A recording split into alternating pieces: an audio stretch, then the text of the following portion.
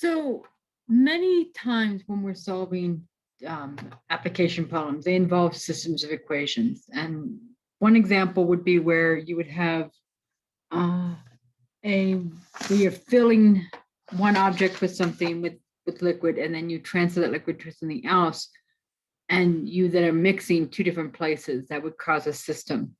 Another system is a circuit where you're going down different branches, where you go through resistor through one branch or through resistor through another branch, parallel circuits.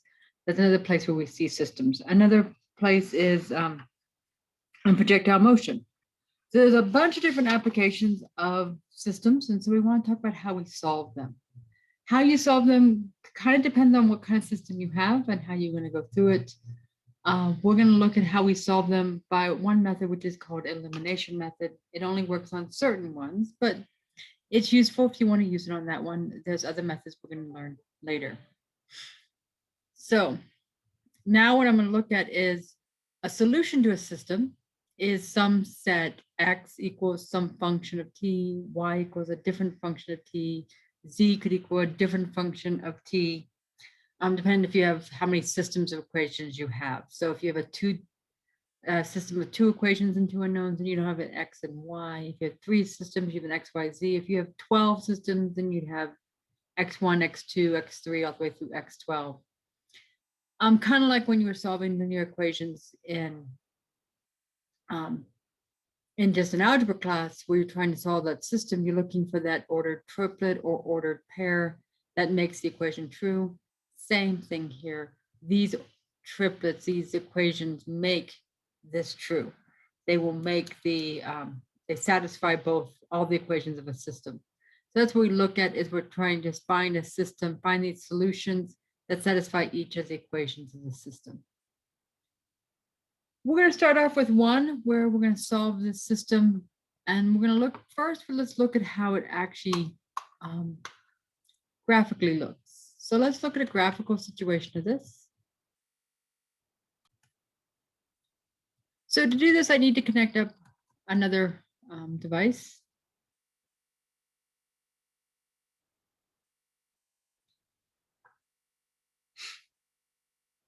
Sorry, sometimes it takes a little bit of time. Here we go. And here is my device.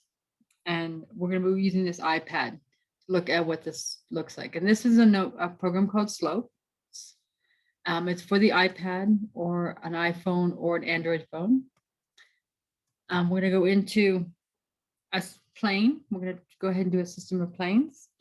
I'm going to change my model a little bit. The model I have does not have an X, Y term. So I'm going to change to a model that does have just an X term and a Y term.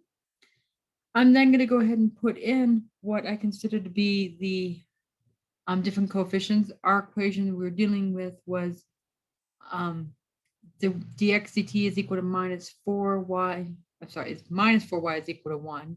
So there is no x term. So we're going to put 0 in for the coefficient of x. We had minus 4y, but we're going to take that to the side. So it's positive 4y. The coefficient of the x in the next equation was, we had dy dt plus x equals 2. So it's going to be minus 1. And then there is no y term, so we'll make that 0. There is something this is equal to. So the function that's equal to is 1 in the first equation, and it equals 2 in the second equation. And this is what the phase plane looks like. So what we've done here is we've created a situation where we are looking at finding what each of these slopes are at each point and plotting them up. So we find those points and we create this direction field, or we call a phase plane. I can now actually go ahead and solve this. If I put in a value there, it's going to follow along. So let's say this my initial value was right here at when t is 0, my x is 0.23, my y is 0.77. Follow along these direction fields, we're going to get this nice circle. If I go a little bit farther out, I just get a bigger circle. Notice when I do this, I get a graph here. So I'm going to go draw this in, and you can see this graph. And looking at this graph down here in the left-hand corner, you can see it looks like we got sines and cosines going on. So that's what it looks like this is going to be. Let's find out when we actually go to draw this. So I'm going to go ahead and stop sharing, go back and actually solve the system now using an algebraic method. So graphically, it looks like we're going to be in a method of sines and cosines. Let's see if we can get that answer when we make the solution algebraically. So the first thing I'm going to do is, I don't like this notation. I'm going to try to rewrite this in a notation. I'm going to use this differential operator that we've had. Dx dt minus 4y equals 1 is thought of as the derivative of x minus 4 times y equals 1. And this one, dy dt plus x equals 2, is the derivative of y plus x equals 2. So we can rewrite it in this format and see what we get. Now what I want to do is I'm going to write this just a little bit differently here. I'm going to put my x terms kind of together. So I've got dx minus 4y equals 1. And then x plus dy equals 2. And I can think of this as an equation, a system of equations that we used to solve in algebra. If you think about it, you're going to try to eliminate one of the variables by multiplying both equations by something and then adding them together. So one of the things I noticed is if I actually were to multiply the top equation by d and the bottom equation by 4, I would be able to just add these together and eliminate the y's. Because first off, I notice the y's have opposite signs. I notice that the second equation, there's a d in front of the y. So that tells me multiply the top equation by d, multiply the bottom equation, because there's a 4 in front of the y in the top equation. If I multiply the bottom equation by 4, I now end up with d times d is d squared x minus 4dy equals d1. The other one would be 4x plus 4dy equals 4 times 2, which is, of course, 8. So it looks like we're ready to just add these together, but I want to point out one other thing really fast here. I just want to mention. And the thing I want to point out really fast is that d is a derivative. So when we have d acting on y, it really is the derivative of 1. So we really want to think about these as these are derivatives that we're working with. So don't forget that these are derivatives. So this actually means the second derivative of x minus 4 times the first derivative of y is equal to the derivative of 1, but the derivative of 1, of course, is 0. And then we have 4 times x plus 4 times the derivative of y equals 8. Now we're going to go ahead and add these two equations together. So I've got a d squared x plus 4x, which is going to be d squared plus 4 times x. The 4 dy's will cancel because they're opposite signs, and 0 plus 8 is 8. So great, we now have it in this form. We now have a single equation with just x. So we can find out what x is. We have at least one of the pieces of our answer. So this is a different equation. If I were to rewrite this as d squared x plus 4 times x equals 0, I get the associated homogeneous equation. Now what I'm going to do is change it over into the auxiliary equation, which would be m squared plus 4 equals 0. So m is equal to plus or minus 2i. Great. So we know that whenever we get a 2i, that our solution, and this is the complementary solutions, we'll call this x sub complementary, that's x sub c, is going to be c1. There is no e because there's no real part of this. It's just an imaginary complex number. So it's going to be c1 times the cosine of 2t, because remember our independent variable is t. If you go back to the original equation, way back up here at the top, my original independent variable was t. So this is going to be t plus C2 sine of 2t. Now that is the associated homogeneous. I do need to actually find out what the equation solution is, the non-homogeneous equation is. So one of the methods we like that we can use is to annihilate. So let's go ahead and annihilate the 8. The derivative of 8 is 0, so just d annihilates 8. So we get d times d squared plus 4x equals 0. Well, we already know that d squared plus 4 gives us plus or minus 2i. So we already know that that's going to give us c1 cosine of 2t and c2 sine of 2t.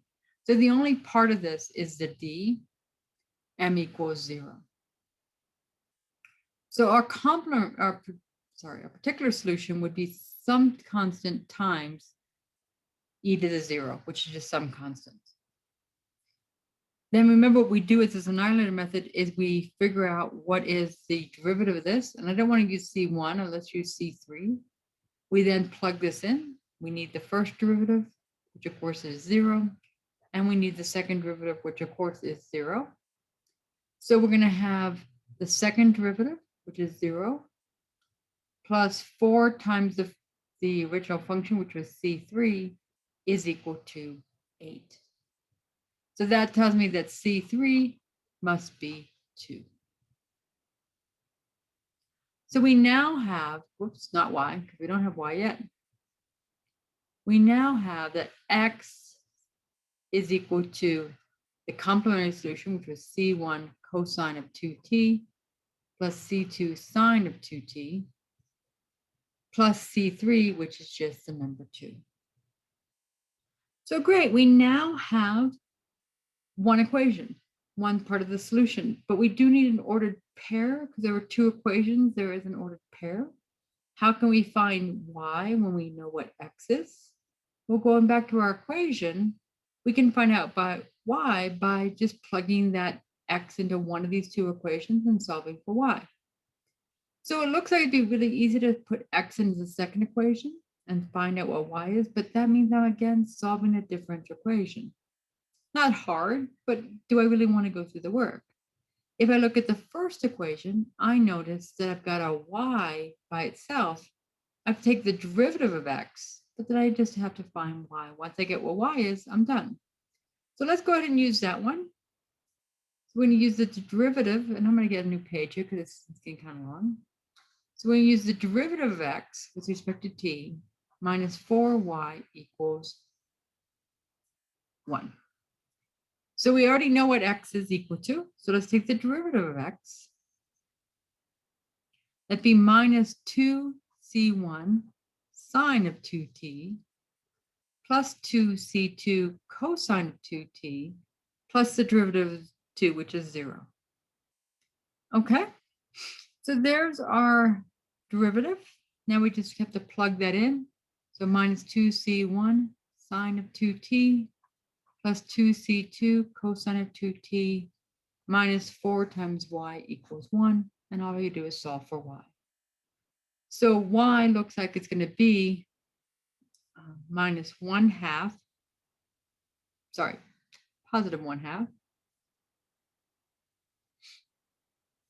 c1 sine of 2t minus 1/2 c2 cosine of 2t plus 1/4,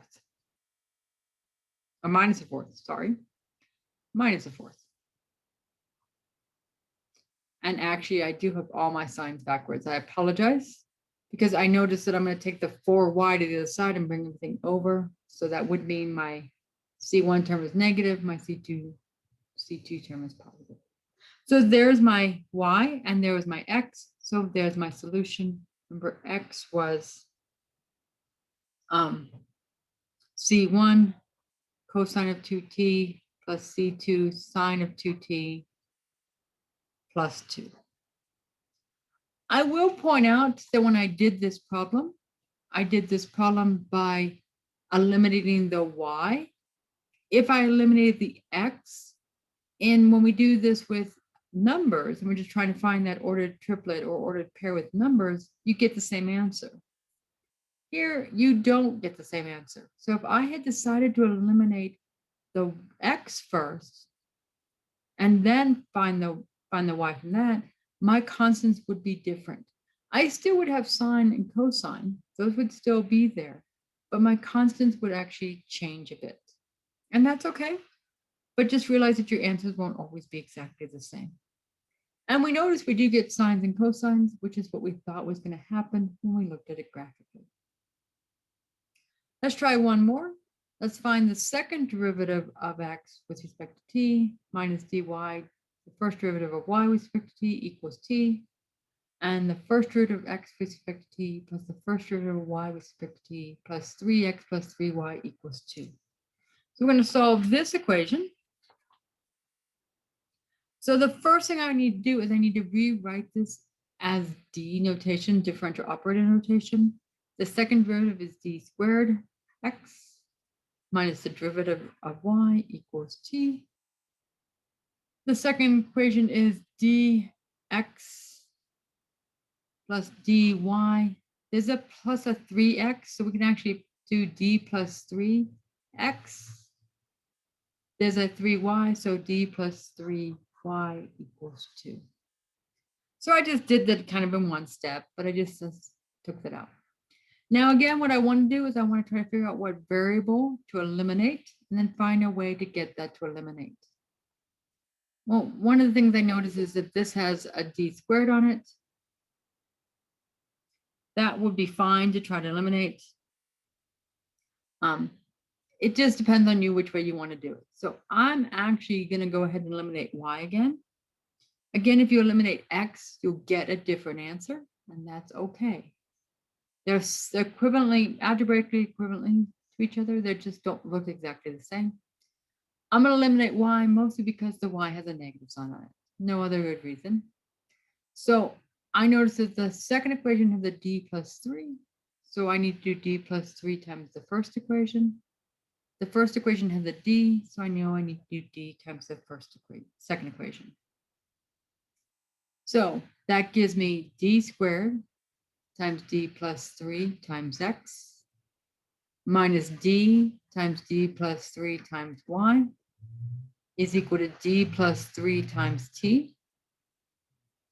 The second equation becomes d times d plus 3x plus d times d plus 3y is equal to d times 2.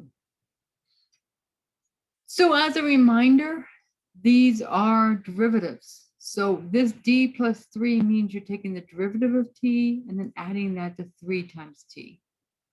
This d of 2 means you're taking the derivative of 2. So let's go ahead and just rewrite these equations just a little bit here. We're going to have, and I'm going to go ahead and multiply these out just to make life a little bit easier when I add things together. I've got d cubed plus 3d squared times x. I won't multiply out the d times d plus 3 with the y because I know they're going to cancel. So we'll take the step to do that. The d of t means the derivative of t, which is 1, plus 3 times t. So that's going to be 1 plus 3t. In the second equation, we're going to have d squared plus 3d times x plus, again, d times d plus 3. There's no sense taking the time to multiply that out. And then this d of 2 means the derivative of 2, which is 0. Now we can go ahead and add these together. And when I add these together, I'm going to get d cubed plus 4d squared plus 3d, all acting on x. The y terms are gone, and I will have equal to 1 plus 3t. So there's my differential equation now I have to solve. Again, let's first solve the homogeneous equation. The homogeneous equation would be d cubed plus 4d squared plus 3d acting on x equals 0. The auxiliary equation would be m cubed plus 4m squared plus 3m equals 0. Solving that factors as m times m plus 3 times m plus 1 equals 0. And that will get me m equals 0, -3, and -1. So we now can get our complementary solution would be C1 times e to the 0 plus C2 times e to the -3t plus C3 e to the -1t. Okay, great. Now again, we want to eliminate the 1 plus 3t. So we're going to use the annihilator method, figure out what eliminates it. Well, d squared will eliminate that because the second derivative of t is 0.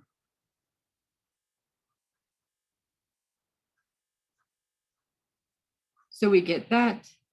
That will show us this d cubed plus 4d squared plus 5d gave us the complementary solution. So this d squared by itself will get me the particular solution. M squared equals 0, so m equals 0. Realize we already had an m equals 0. So my particular solution needs to think about the fact that my complementary solution already has a C1. So I need to have this be, we'll call it C1.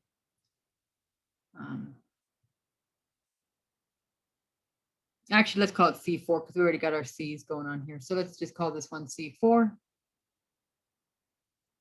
But it won't just be C4, it's going to have to be C4 times x plus C5 times x squared. So there is our, and actually, I'm sorry, it's not x. I apologize for that. It is t. My independent variable is t. So it's C4t plus C5t squared. That is your particular solution. You then would need to find the derivative of that. That would be C4 plus 2C5t. And then the second derivative of that is just 2C5. Plug that into your equation. My original equation was the third derivative. Oh, we do need the third derivative. So let's do the third derivative, of course, would be 0. So we have, remember our equation was d cubed plus 4d squared plus 3d times x is equal to 1 plus 3t. D cubed was 0. D squared was just 2c5. The derivative was C4 plus 2C5 t.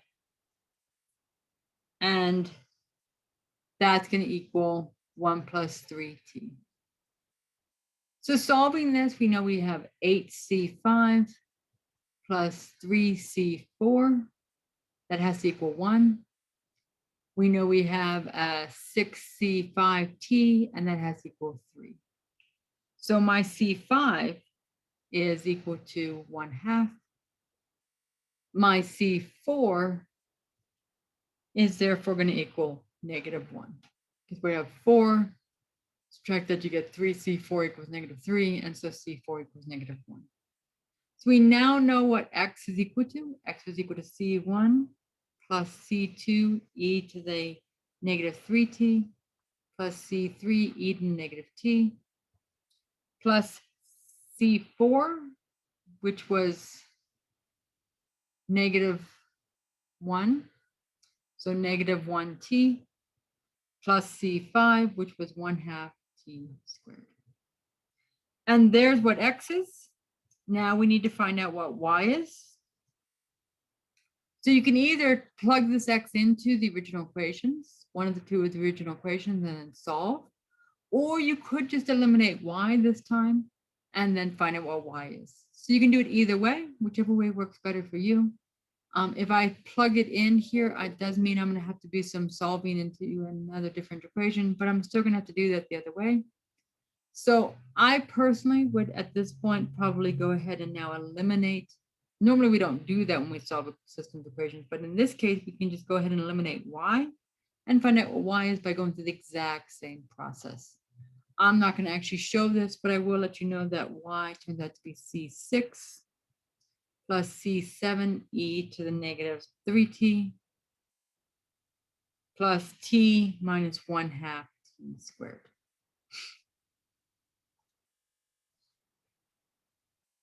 And then the only thing left to do is if you did this, you have to find a way to actually make sure what your constants are, because there should only be 2 constants here. There shouldn't be a C1, C2. Actually, there should be 3, C1, C2, C3. The C6 and C5 should be kind of the same. So what we're going to do now is we're going to go ahead and take the derivative of x, which the derivative of x is minus C2 e to the minus t minus 3c, oh, I got mine backwards, but C3 e to the negative 3t. I just switched these, don't worry about that. Minus 1 plus t. My x double prime would be C2 e to the negative t plus 9c3 e to the negative 3t plus 1. My y prime would be negative C7 e to the negative t plus 3c8 e to the negative 3t. Make sure I did have that right. I didn't give you all the, didn't give you the right y. I apologize.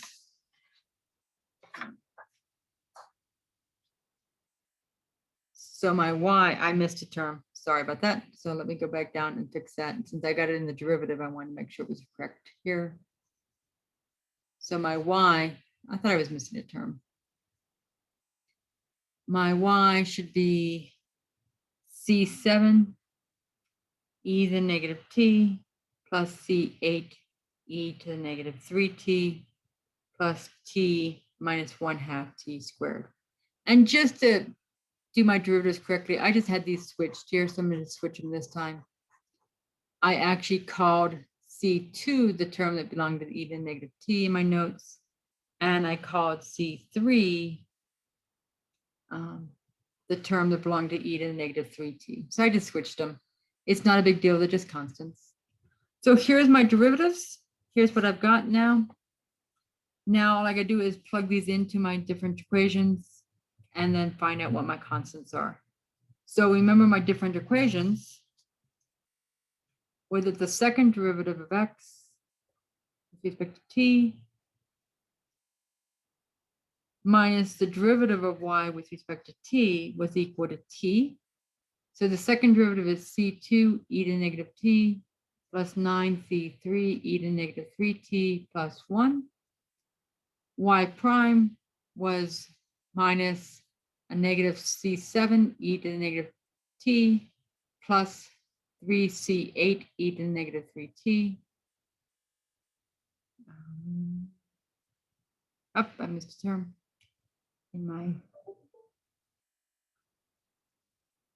in my derivative here. Sorry about that. Don't know why I keep making mistakes, because my y prime should also have a plus 1 minus t. So we're going to have a plus 1 minus t, and that should equal t. And so again, equating coefficients here is what we're going to do here. We're going to have e to the minus t has a C2 plus C7.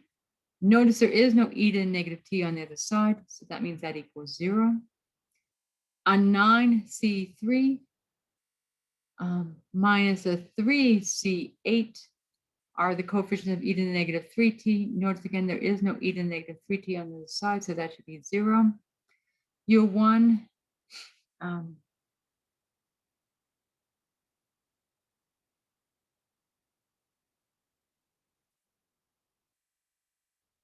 somehow I lost this. Oh, this is minus 1. Oops.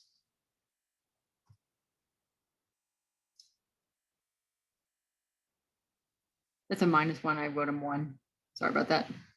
So your 1 and your minus 1 cancel, which is good because there was no constant on the other side. So we do want those constant terms to go away.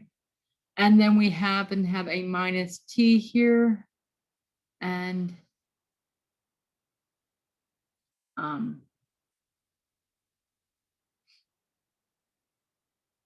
and a plus t. I lost my plus t too. I lost my plus t. Sorry about that. My minus t and my plus t cancel. And so those are gone. And so we end up having these two. And we want to solve this system to find out what these constants are equal to. There are only two equations and two unknowns. So being two equations and two unknowns, there is a slight problem here in the fact that you can't get one solution. So what we can do is solve for one of these in terms of the other, and then come up with what our answer is. And that's what you end up doing here. So let's say we can actually solve C2 is equal to negative C7, and C3 is equal to 1/3 C8. And so you can rewrite them in this form and do whatever you need to do here. Again, there are other applications. You can actually do projectile motion. I just want to mention kind of with projectile motion.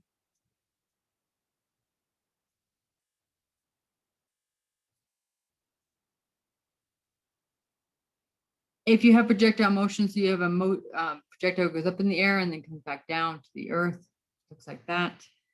Anywhere along here, you can talk about gravity is pulling down on it. So you've got the acceleration due to gravity down. You have a velocity vector going this way because that's the direction of your velocity. Velocity can be thought of in two components. You have the velocity in the x direction, and you have the velocity in the y direction. You have forces in the x direction. That's going to equal mass times acceleration in the x direction.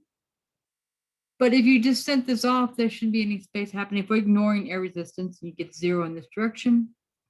The forces in the y direction would be mass times the acceleration in the y direction. And since these are components I don't actually need these on there. And the mass in the y direction, you're going to have mass times gravity. So your acceleration in the y direction is just gravity, acceleration due to gravity. And so we have that. And we know that mass times acceleration is the derivative of velocity. So mass times acceleration in the x direction, a mass times the derivative velocity in the x direction would be 0. Mass times the second derivative of position in the x direction would be 0. And we then also happen to have the mass times the second derivative in the y direction, which is acceleration, would equal to acceleration due to gravity. Oh, since we have mass in there, d mass times acceleration due to gravity. And there's your differential equations that you would have to solve. So you'd have these two differential equations that you could now solve.